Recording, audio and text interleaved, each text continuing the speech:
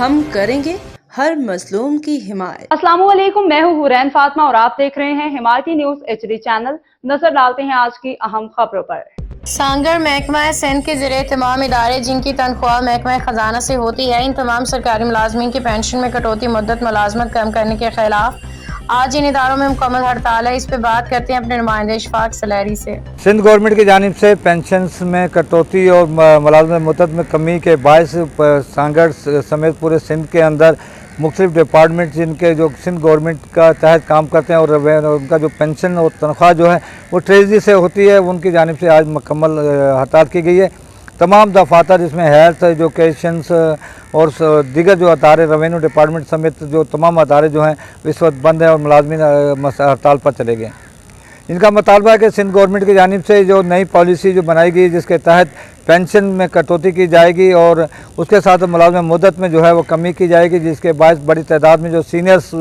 मुलाजमीन हैं उनकी रिटायरमेंट का जो है वो सिलसिला शुरू हो गया है और जिसकी बायस जहाँ पर मुलाजमीन में बहुत ज़्यादा कमी आने वाले दिनों के अंदर महसूस की जाएगी और जिसके बाद नए अपार्टमेंट किए जाएंगे।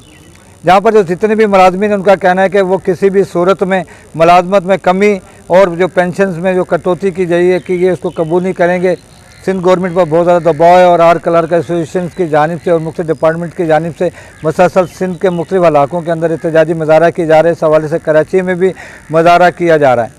जबकि इन मुलाजमीन का कहना है कि अगर पेंशन की कटौती की जाएगी वो तो यकीनी तौर पर मुलाजमीन को इसका नुकसान होगा और मुलाजमत मुद्दत में कमी के बायस भी उनको बहुत ज़्यादा नुकसान हो रहा है। जबकि उनका कहना है कि किसी भी सूरत में पेंशन जो है वो उसको कमी कबूल नहीं किया जाएगा, दीगर मराद की कमी को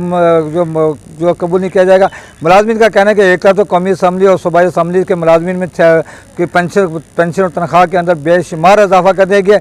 दूसरी जानिब जो 24 घंटे मुलाजमीन काम करते हैं उनके लिए जो है मराद कम करने के साथ साथ उनकी पेंशन से भी जो है कटौती की जा रही है, जिसके बाद आने वाले पोलियो और दीगर जो मरदमशुमारी और जहाँ पर सैलाब के अंदर जो काम करते हैं वाले रेवेन्यू डिपार्टमेंट के मुलाजमीन हैं उनका कहना है अगर यही रवैया रहा तो वो